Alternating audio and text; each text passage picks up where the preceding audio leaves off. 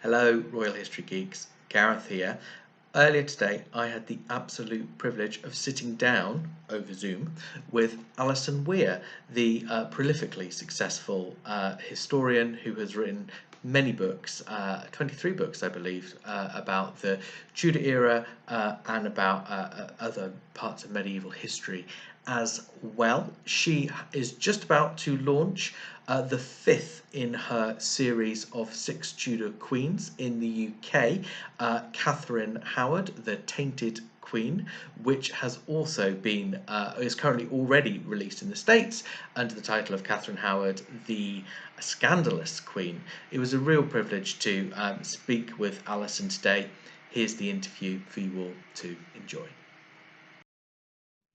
It is an absolute privilege to welcome Alison Weir, the matriarch of medieval writing and Queen of Tudor history, to the Royal History Geeks interview. Alison, thank you so much for joining us. How are you today? I'm fine, thanks, Gareth, and thank you so much for inviting me. It's a pleasure for me. Well, I think the pleasure is all ours. Alison, you are known, revered really, in royal history circles as the factual historical writer who has successfully also expanded into fiction. But what some readers might not know is that I believe you actually first came to history through fiction. Is that correct? It is. When I was 14, my mother marched me into a library and said, get a book, because I'd grabbed to comics and pop magazines. And I found this book with a very lurid cover, Henry's Golden Queen. It was my first adult novel. I hadn't wanted to go into the library and borrow any book, but it looked inviting. And I have to say, I sat in an armchair for 2 days and devoured it. And I was thinking, my goodness, did they really go on like that in those days? You know, was this I was only 14 and it was a different era. So I rushed back, when I got back to school, I rushed to the library and started looking up history books and finding out the truth. And I'm still looking for it now. It is frustrating when parents are right, isn't it? I'm sorry? It is frustrating when parents are right, isn't it? Absolutely, yes. But my mother was spectacularly right. My goodness, she preened this overnight love of history. I mean, she was wonderful. There wasn't much money, and she made the money to take me out to places like the Tower of London. I've still got the set of postcards she bought me. Oh, wonderful. Well, you've been obviously very interested in Tudor history, and particularly the wives of Henry VIII, since that time. You're just about to bring out in the UK your fifth novel in the series of novels about the wives of Henry VIII, this time looking at Katherine Howard. It's already out in the States. But in between, you wrote, I believe in 1991 was when you published your factual biography of the Six Wives. You've since written again about them in a book about Henry VIII. You've subsequently written about some of them in a book about Anne Boleyn. So you've been studying them for a very long time. I have, yeah. How have our perceptions as a society changed about the Six Wives, do you think, over that time? Well, I have to say that in the wake of two things. One was the publication of Philippa Gregory's novel, The Other Boleyn Girl, which filled a gap in that in the historical fiction market. Well, actually, the historical fiction market had slumped. These books were being borrowed in libraries, like, for example, by Jean Plaidy, but publishers weren't commissioning them, and the market had slumped for about 30 years. And Philippa Gregory comes along with this book, and wham, it was incredibly successful. And then there was a film on top of it, and then there was The Tudors. And in the wake of all that, we've seen Anne Boleyn in particular become almost a modern celebrity. That has changed since the early 90s. I published my Six Wives. Has social media played a part in that, do you think? Huge part. It's boosted it. You get literal virtual fan clubs for historical figures. I've seen them on Facebook, and I've seen them online. Everybody's fascinated by Anne Boleyn. I am too, so I understand it. But I just worry that objectivity has been lost. People impose their own desires and fantasies on historical characters. In particular, Anne Boleyn, Richard III, for example. There's a whole new industry being built out of his remains being discovered. And and it does worry me a little bit, because as a historian, you have to stand back. You have to rid your mind of preconceptions, and you have to look at the evidence and infer what you can from the evidence. You don't start with a theory and make the evidence fit. It's the other way round. Mm. Do you think, to look at the I suppose the more scholarly side of the transition, do you think feminism's had a big impact on how we understand the roles of these women? Yes, I mean the growth of gender studies in the past 30 years has been, it's immense. And I do worry that we are imposing, I mean, to some extent it's hard not to impose or let modern views influence the way you write as a modern historian. But you should try to see context of the age in which they lived and the social mores that prevailed then. I've had criticism from people because I've looked at subjects through that, and they're seeing them from a more modern perspective. I suppose I'm slightly obsessed with Margaret Beaufort, as you probably know a lot of history fans are, and I'm very grateful to feminism in that I don't think we'd have had the research done if it wasn't this rediscovery of interest in how women have yielded power. Now that's been a seismic change, because in the 60s when I started researching, some of the subjects about whom I published biographies were literally footnotes. Considered important. You will have historians like Scarisbrick and Mackey, we're talking 50s and 60s here, saying that Anne Boleyn couldn't possibly have influenced the English Reformation. And then you get Diamond McCulloch, a modern historian, saying Anne Boleyn's the chief cause of the Reformation. I think there are other factors at play, but I think we've gone from one understatement to one overstatement. See what I mean? Because there are so many books on women, female historical characters, the balance has been distorted. It looks as if women were more important politically than they actually were. I think their lives are interesting anyway, and that's why I'm interested in retrieving them. Well, you certainly made a huge contribution to helping us retrieve them as a society, so I think we're all very grateful for that. Thinking about Katherine Howard, who you've been researching for many years, but more recently been looking in depth at, albeit through the lens of fiction. Henry's wives, I think particularly the first two, are so impressive. Huge. And obviously Jane Seymour, huge qualities as well, standing up to Henry. Anne of Cleves, that dignity she shows in the face of humiliation. Does Katherine Howard feel like a letdown after those four? It's a more poignant story because she was young, not as young, I think, as people imagine she was. I myself, in Six Wives, argue that she was probably 15 when she married Henry because of the evidence in the wills of her step-grandparents, which don't mention her brothers. So the assumption could be that she wasn't born until after 1525. But it could be because she was a girl that she was left out. And if we have the French ambassador's evidence, and he said, she was 18 when her affair with Derham broke up. So she was probably 19. He knew her. She was probably 19 when she married Henry VIII. So we have all this media hype, internet web hype about her being so young and it's abuse and that. I'm sorry, it wasn't. 19 years old is certainly not young by Tudor standards. No, I was going to ask you actually about your views, because whenever there's a Facebook conversation on Katherine Howard, the first thing that comes up is say, well, she was an abuse victim, using quite 21st century understanding of that term. Yeah, I know, but I don't think. I mean, she wasn't that young, and I think all the evidence suggests that she was older, and but she's described as a very little girl. But that's also, I think, that's physically. I think she was just a small in stature. Yes. So you see, you can ditch a lot of the controversy about her if you don't see her as very young. If you look at the evidence suggests that she was older. Yes. One of the things I absolutely love in the novel is, as I said, I think because the earlier wives are so historically significant and impressive, it can be quite hard to relate to them as people, because most of us haven't lived through circumstances like theirs.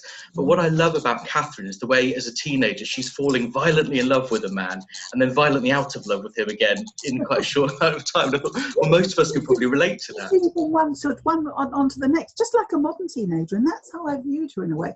Although she had some terrible knocks in life in her childhood, and while she was growing up, everyone she loved was taken from her in one way or another. And the person who should have been more vigilant in bringing her up was her step grandmother, who, in his household, he spent more years than with anyone else. No, and she's worth a novel. She absolutely is. There's a lady called Marilyn Roberts, who's actually done a lot of research on her and on the Howards and that, and her research proved very helpful. Well, maybe that could be something we see in the future. Well, I hope, yes. I know it's going to be published eventually, but she did a book, and she's really into that period in the early Howards. Wonderful. Well, that's another thing to look forward to. I don't want to give too many specifics about the book Away, because obviously UK haven't read it yet. But one thing I find interesting is in the novel, Katherine comes across as a relatively willing participant in the plot. Maybe plot's too strong from Catherine's perspective, but to replace Anne of Cleves with herself. She said herself that she wanted to be a queen. She was seduced by the idea of being a queen, and I think Henry was so attentive. And there's nothing like flattery to sort of, that kind of attentiveness to say you. And I think she was a Howard. She was ambitious, but I think it was also the more tawdry appeal of being queen. The riches and the gowns and the lapdogs and the jewels. And the high lifestyle. Do you think she had any interest in the political or religious interests of that faction at all? There's nothing to say she was especially pious, but I think having been brought up as a daughter of the foremost Catholic England, it kind of failed to have rubbed off. But I think it might have been that she was just of that persuasion because of who she was. Yes.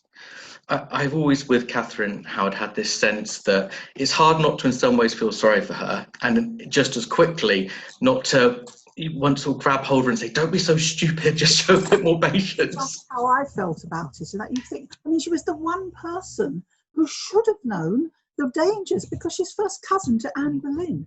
And Anne Boleyn, her step-grandmother carried the train at Anne's coronation. They must, at Lambeth, where Catherine was growing up, they must have followed Anne Boleyn's career very closely. And she was old enough to be aware of that. And Anne's fall had an impact on the Howards. So she must have felt that too. Well, why on earth did she behave the way she did? I think there was a subtext to it that this affair with Culpeper. She'd fallen for Culpeper before Henry moved on her, before their marriage. They were planning to marry, and so there was she had some feelings for Culpeper anyway. When Henry was thought to be dying after about 9 months of marriage, Culpeper sort of moves in and on Catherine again. And this affair starts, and Lady Rochford encourages it. I think they thought the king would die, and he was laying up, and he was sort of storing up treasure ahead, trying to, thinking he might marry Catherine in the wake of Henry's death. Jane Rochford, for encouraging it, probably thought that she was going to get something out of it, that they would be grateful to her. He may have envisaged that she might have had some political role as a regent, and he might have had some power. So Jane Rochford potentially had a slightly, maybe not political agenda, but certainly self-seeking agenda. Self-seeking agenda, yes. I also think that there's some hint that she has a thing about Culpeper herself, and she's so when she's furthering this affair, she's almost in it with them, and I think that's a bit disturbing. I think she carries pleasure out of it. She's had all those things in the novel. Well, it's very vivid. You really do. Reading the novel, you really do feel like you're there with them all. So it's very powerful in that sense. Thank you. Well, you live it in your head when you're writing it, and I thought I couldn't write these in first person, but you can still get inside your subject's head when you write in the third person, and it's entirely from Catherine's point of view. So you're only her. So pages and pages of dozens of pages of, because she doesn't know after she's arrested what's happening, what's going on. Well, that's what I love about all the novels is, I think particularly with the first two, with Catherine of Aragon and Anne Boleyn, there's obviously a very strong relationship between them, because many of the scenes are the same but told from the other perspective, or the events. That must have, you must have felt sort of slightly split personality at times. I suppose you had space in between writing. Absolutely, and then Jane Seymour comes in, and I'm telling virtually the same story again, from the third point of view, and they all overlap. And when this series was commissioned, I thought, oh gosh, I'm going to have to write about the Great Matter in 3 books. It's a huge hump to get over, and it's very interesting. and that, you know, and yeah, I learn all the time from it. And the thing that has emerged most startlingly from this series is not so something that's apparent in the novels, but it's that the canon law, which I researched, shows that Henry's marriage to Catherine of Aragon was valid. He didn't have a good case. He was going on up completely the wrong avenue on his grounds for an annulment. It wasn't a question of whether the marriage to Arthur had been consummated. It was a question of whether they had a child or not. Oh. And that makes all the difference. And therefore, Deuteronomy and Leviticus, the biblical sources that are quoted on either side, are compatible. Interesting. Oh, that's very interesting. I actually did a theology degree. It was about 20 years ago. So, you're bringing it back to me. But I'll have to go and have a look at that. It's very interesting. I stood off our local Catholic priest, who's a family friend, and he agreed, because he used to be working in annulments. Oh wow. Well, that's a good connection. Canon law of the 16th century, not things I think are much more flexible now. I'm sure. Henry would have loved that. Am I right?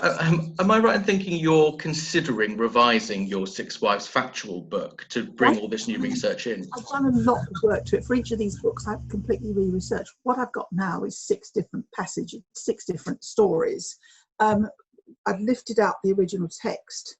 My publisher sent it to me electronically for the first time, because it was done on a typewriter originally. Wow, of course. I've still got the original 1,024-page text on which it was based, and a lot of the material in there didn't find its way into the book because it had to be cut. So 1,024 pages single-spaced is a very long book, very, very long, and I think more than Gone with the Wind. And when I sent the manuscript in about 900 pages and had to cut a third on a typewriter in 2 months. Oh, wow. In the early 90s. I suppose that's one thing that's a bit easier now when you have to edit. Oh, God, it's wonderful. It really is. But even that can be demanding, you know. I mean, American publishers came back to say, can you lose 100 pages? Oh, that's hard. Basically, I went back and said no. Oh, it's hard for you because you know that other historians will read it and think, oh, she's missed a bit there, but of course you haven't. They will, and there's a trend nowadays, particularly in America, not to want notes and references. When I started off, I wasn't allowed to put notes and references in. Really? Because that wasn't what popular history was supposed to be. I was supposed to refer in the text to them. How do you make it seamless and refer to additional manuscript XXXXX in a text and make it sound mellifluous? You can't. Oh, no, of course. And then after about 5 books, I remember when Elizabeth the Queen came out, and I had lovely reviews, but a couple said she hasn't referenced it. And I thought, got to. My editor retired. I was between editors when I did Arab Aquitaine, and I shoved them all back in. And brilliant. The editor thought, yes, they have to be there. Yes, so they absolutely.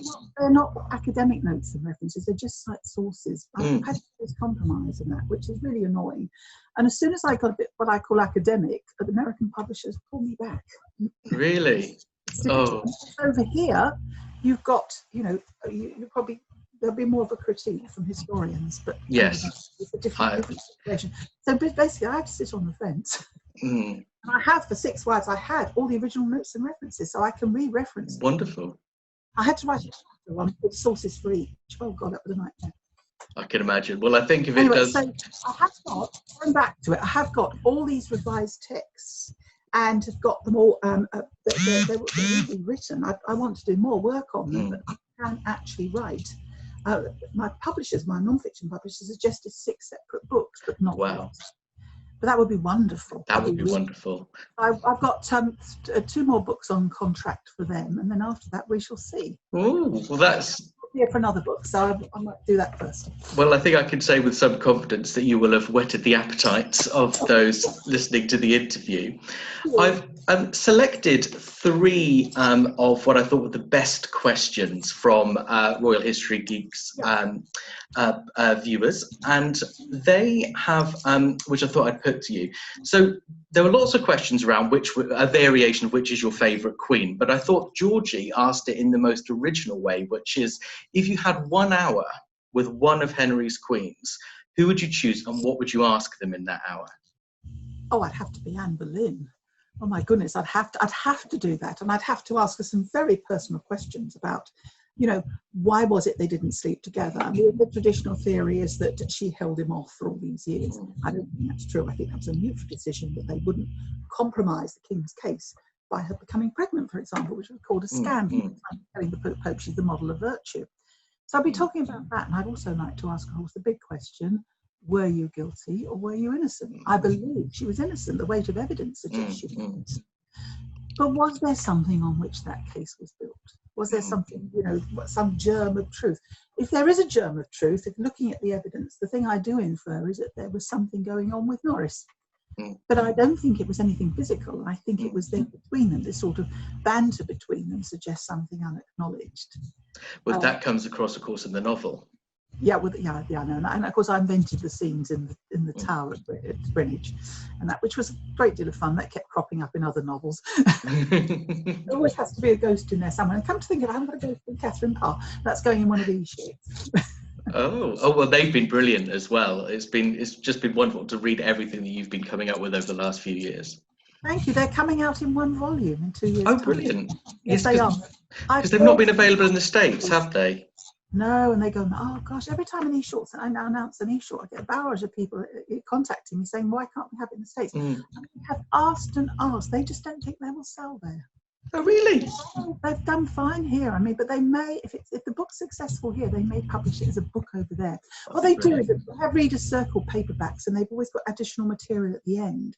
So they've done abridged, one or two of the abridged e-shorts as additional material, but they haven't had the full ones. Fine. I've put on the front page of my website the steps as to how people living abroad can purchase them on Amazon. Brilliant. Wonderful. That will make people very happy. So Jane asked about your writing, and she said, is it hard to switch between fiction and non-fiction writing when you're working on both projects? No, it isn't, and perhaps it was to start with, but I didn't notice. But when I wrote Catherine Swinford after I wrote Innocent Traitor, my first novel, and I started, my editor always suggested putting a little prologue scene, because if you're going to have a long reading story, a little prologue scene with a bit of the action will really draw people in. So I wrote this prologue scene with John Gaunt and Catherine Swinford, and my editor said, you can't write that, it reads like a novel. So I had to modify it, but that's the only time I've noticed, because it's a completely different discipline. And at the moment, you're right. Am I right in thinking you're writing a factual book and a fictional book at the same time? I'm writing a novel in the morning. I do 2 hours a day on a novel, because then I come back really fresh to it. Yes. Yeah. I do that in the mornings, and then in the afternoons, I'm writing the book 3 of England's medieval queens. It Queen's the Age Wonderful. of Chivalry, and that's the 14th century queens. But I've had to abridge Isabella of France. I published a biography of Isabella of France, and I'm working really hard for the second time on cutting it down and digging it, and then I'll re-research it, and then I'll weave in the other stories. So it's going to look very different by the time it comes out. I had to do the same thing, which is for Queens of the Crusade, which is coming out in November. Very looking forward to that one as well. What I find particularly, what I've really enjoyed about that series is, probably like most people, my knowledge sort of started with the Tudors, and then I've gone back a bit into the Plantagenet era, but haven't quite got all the way back to the Conquest. So that book really, the first book in the medieval queens, really helped me get familiar with that era. Thank you, because that's just how I started. I started with the Tudors and went back into the Plantagenets, and then back in that.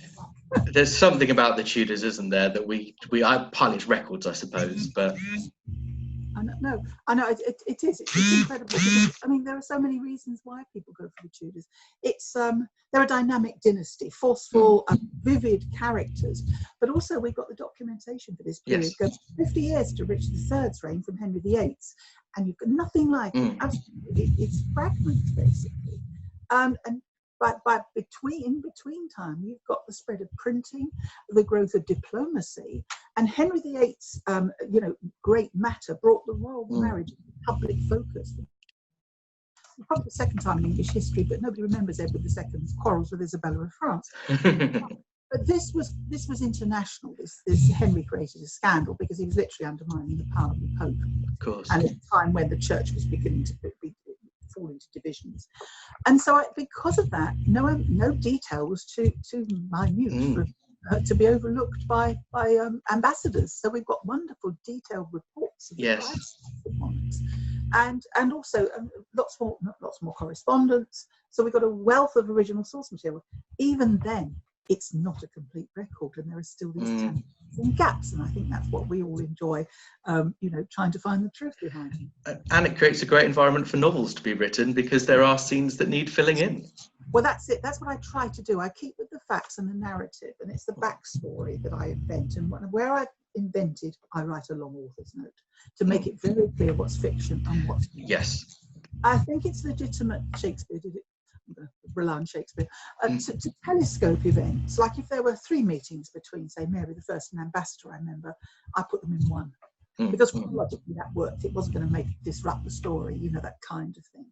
And sometimes I take quotes out of context. I'll put them into someone else's mouth if it moves the story along and it avoids putting a character in that isn't really relevant to the story.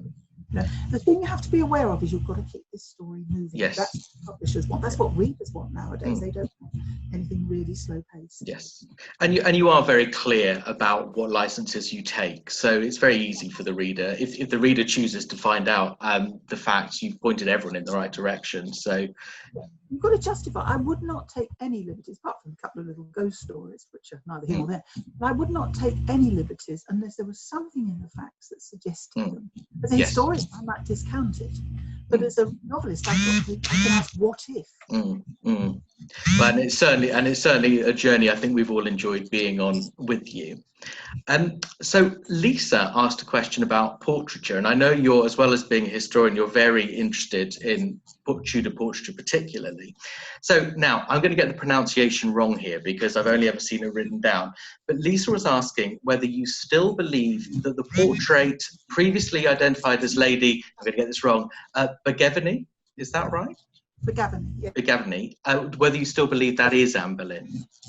I do, yes. I mean, why would Lady Begevany be wearing the necklace with AR, you know, ABR or whatever is on it? And I think there is a lost portrait. I don't know how the name Lady Begevany has got onto this portrait, but with the engravings we have later, there are loads and loads of misidentified portraits. And I think the evidence suggests, but the thing is, we cannot find the original. No one knows where the original is. The best copy is in the Royal Collection. The original was at Strawberry Hill, and I traced it to the Strawberry Hill sale, and then the trail goes cold. Wow. That's 1850s. So we are looking at a long way, 60s. We're looking at a long way ahead. It may have been destroyed. I hope the publicity would bring someone forward with that picture. There are some owners of works of art who do not want people to know they have these works. Really?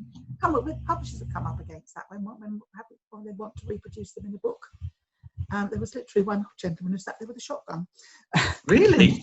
Was turned up. Yes. And because he had a portrait of Elizabeth I, a wonderful portrait of her young, and it showed her. It's one of the most realistic portraits of her, and it's still in private ownership. Still don't know what's really. happened. Wow. So we didn't get it. It's proper detective work then, the portraiture studies. Absolutely. I mean, you could never say for certain that was Anne Boleyn, but it's far more likely to be Anne Boleyn than a Lady Begevany, and there's no Lady Begevany who fits. Interesting. What do you think about the? I must confess, I'm not great at my art history, but what do you think of the Holbein sketch? I think they call it the one in the Windsor collection of potentially being Anne Boleyn. Two. Well, the Windsor one where she's got the cap. Yes. I don't think that's Anne Boleyn. Okay. No, it's got the arms of the Wyatt family on the back. And Right. it's probably the lady of the Wyatt family. I doubt that it's possible that she could have been drawn in an outgown, but the woman's blonde. And she's also, she doesn't have her features, particularly her nose, don't conform to any image we have of Anne Boleyn. There's another sketch by Holbein. I don't know if you know that. There's a portrait at Hever. Do you know a portrait at Hever? Yes, I was at Hever 2 weekends ago, actually. Oh, right. So there's portraits either side of the fireplace. The one that's now known to be Mary Boleyn, and the one Yes. up one is Anne Boleyn. And it's based on a sketch by Holbein that used to be at Weston Park, but it's now in the British Museum. And I always say it wasn't Anne Boleyn, but they actually, people said, oh, it was engraved by Holler. If you look at the Holler engraving, it's not the same portrait. Wow. But it's the same woman. So it's probably Anne Boleyn. Interesting. And it's engraved with portrait of Jane Seymour, which we do know, the Holbein of Jane Seymour. So I don't Right. think, if you look at these portraits, you look at the National Portrait Gallery type, which I know about 1819 versions, you know, Yes. the famous one in the black Yes. dress with the black hood. The lady in the nightcap cannot be Anne Boleyn. That's interesting. On the same sitter looking completely different. Yes, because I've been trying to get my head around this more, and I understand that the National Portrait Gallery picture, and the Hever Rose picture, are clearly of the same tradition, if you like. They are. Yes, they're all about. They date about the same time. Those two. The Right. earliest versions, about the earliest one is the Newt Hall one, now Bradford Art Galleries, which is about 1562, and this coincides with the revival of interest in Anne Boleyn when her name grew after Elizabeth's succession. Yes. So by the 1590s, 1600s, you're getting all these long gallery sets of kings and queens. Most of the pictures of Anne Boleyn, the National Portrait Gallery type, come from them. Well, speaking of Anne Boleyn, you've written extensively about Anne Boleyn. You've also written about Mary, Queen of Scots, and you've also written about Richard III. I find that what these three have in common, bearing in mind most of what I do is social media with history, I would say all of these three have an organised cult following in the 21st century. And I was just wondering, as someone... Websites or, devoted to. Yes, I mean, sometimes literally fan clubs that people can actually tangibly join. Yes, they do. Yeah, absolutely. I mean, the Richard III Society, no one can say or do anything about Richard III without they are there. Indeed. And I feel they say they encourage independent scholarship, but why are they there if it's not to, for Richard III? Yes. Coming from a very different. Yes. But I have to say there are people who do have an independent view of the Richard III Society.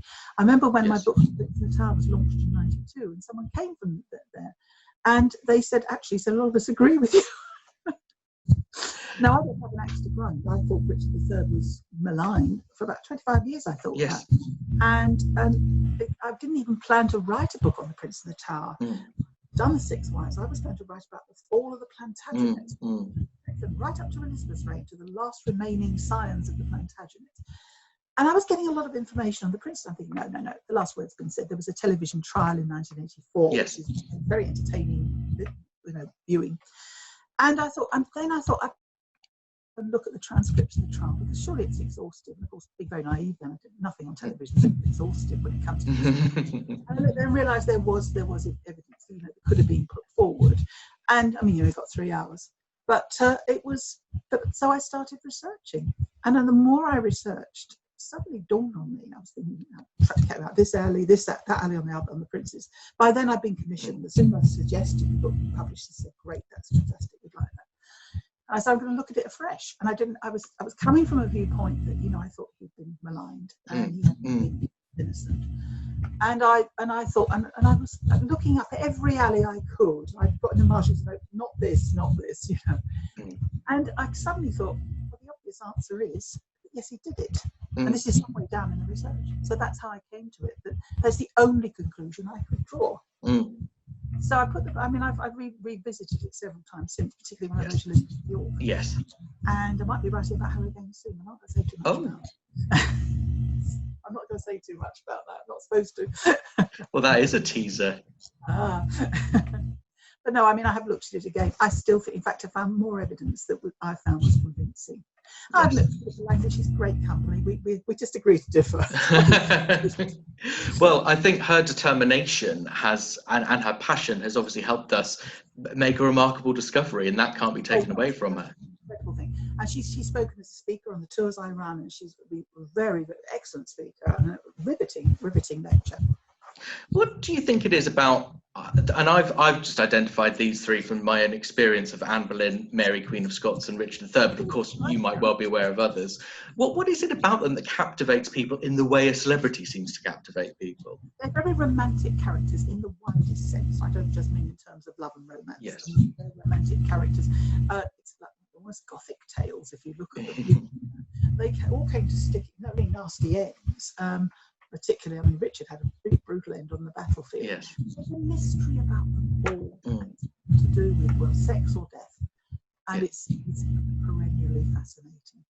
and there are gaps in our knowledge, you know, and we need to know what I mean. Mary's like the big question is, was she involved in her husband's death?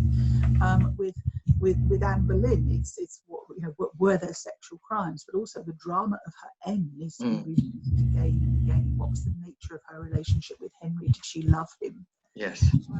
And with Richard III, of course, the huge central mystery is that of the princes. We'll never know exactly what happened, but we can only go on what the evidence suggests. I think it strongly suggests, you know, I would be like that. Sarah Griswold and I have some very not when she comes along with a dagger, I might add. Yes, I've seen on Facebook how. Yes, the dagger, yeah, famous. I wasn't supposed to speak, but no, I mean, she's about 60-70%, and I'm more about 95. So I'll leave that. That's all right. It's a busy. You run a busy office, clearly. I do. I think it's my daughter actually coming down today. I haven't seen her for 6 months. I saw her for my birthday a couple of weeks ago. Oh, wonderful. Yeah, so I'm pleased about that. I suppose the thing that gets frustrating for those of us who are really into perhaps more constitutional history about these cult figures is, you know, I think Henry VII, what a great man. He made some hugely important constitutional reforms. Absolutely. I mean, Henry II, incredible. Edward I, incredible monarchs. And William the Conqueror, a whole list of them. But it's the human drama. Yes. I don't get much for it. A bit of human drama with William III. But Henry VII, I find an absolutely fascinating character. And a lot to admire about him, a great survivor. And I don't like it when people malign him, because the evidence strongly suggests that he did not murder the princes. If he enemy, his worst enemy, Margaret of Burgundy, Richard III's sister, would have tried to, you know, malign him for it. Is social media changing the way that we understand history in a negative way? Well, I think it does. Urban legends about history, put it like that, tend to spread more quickly. There's this myth going around that Henry VIII changed character after a fall from his horse. I know, and I've spent ages at events. People have asked me, "Oh, Henry changed, did he have brain damage?" There's no evidence that he had brain damage, and the source that said that he was out cold for 2 hours is actually the papal nuncio in Paris, and he gets things spectacularly wrong about Anne Boleyn's arrest. And I think it's just rumours and gossip that are going around. The English sources say he took no hurt. Everybody thought he was dead, but he took no hurt. Yes. And these are people close. I mean, Chapuis would have made a meal of it if anything had happened. He would have known, because so many people saw it. I mean, I think with Henry VIII, I think you can see the signs of a tyrannical personality quite early in the reign if you choose to see them. I was just going to say that, Gareth. You can see this development coming along. And I think when Henry first sheds blood in the Great Matter, which is the Nun of Kent in 1534, this predates the fall from the horse. I think people are shocked, but the indicators are there earlier. This is a man who can be ruthless. They're there in the first year of his reign when he executes Empson and Dudley, his father's unpopular councillors. Yes. Well, Wolsey was partly to do blame with this, but the king has the ultimate responsibility in the case of the Duke of Buckingham. Yes. So it's not, you know, Henry was quite ruthless. The way he sent Catherine from court, you can see it building up. You know, and I think a lot of Henry's problem is all down to frustration because he hasn't got her son, and we need to look at that in the context of his age, not ours. Yes. Catherine of Aragon is stubbornly refusing him the divorce for which he thinks he has canonical grounds. Anne Boleyn, he has to hold her at length, or they have to hold each other at their arm's length, and there's this unfulfilled passion. And Henry is getting increasingly frustrated. The Pope is holding him a divorce on, he believes, and probably is true, his political grounds. He's frightened of the Emperor, Catherine's nephew. So you can see what made Henry the way he was. Here's a man who's had everything, who came very young to the throne, had loads of money, huge treasury, a full treasury, which he splurged on, you know, on foreign wars and court entertainments, and he's had his whims gratified. These crucial whims are not gratified, and that's what makes Henry the monster he became. Well, we're drawing toward the end of our time together, but before we go, if there was one thing, having done so much research on Katherine Howard, that you wished people would reconsider about her personality or her life, what would it be? I was criticised in, I think, Six Wives for calling her promiscuous. It was a different era. I grew up in a different era, don't forget. So girls who went one bloke after another would have been considered promiscuous when I was a teenager. But I wouldn't say that now. I want people to look at her with more sympathy. She acted like a normal human being. She wanted love. And she liked all the things young girls like. I want people to see her as a young girl who's not so much a victim, who does make her own choices, but that ultimately is pushed by others into a situation that's very dangerous. And she didn't react. She didn't behave very well. And it was stupidity, I think. But I think you can feel enormously sorry for her, because I don't think she was really had the brain to be aware of what the consequences would be. I think she probably thought either that him would die, or that she should be free to have Culpeper, or that he would be lenient with her, because she probably thought he loved her more than anyone else. But if he had, things had soured with Anne Boleyn, but I still think she should have been warned. But also, I want people to bear in mind something that isn't in the novel, I can only hint at, but is in the author's note, and you've probably read that too, that Henry might not have wanted her to have been executed. The signs are that he was pushed into it. Well, Alison, thank you so much for your time. And thank you so much for speaking to us. We've really appreciated it. And thank you for all you've done to bring this exciting era of history to life for so many of us. Thank you so much. You're very, very kind. Lovely to chat to you. Take care. You too.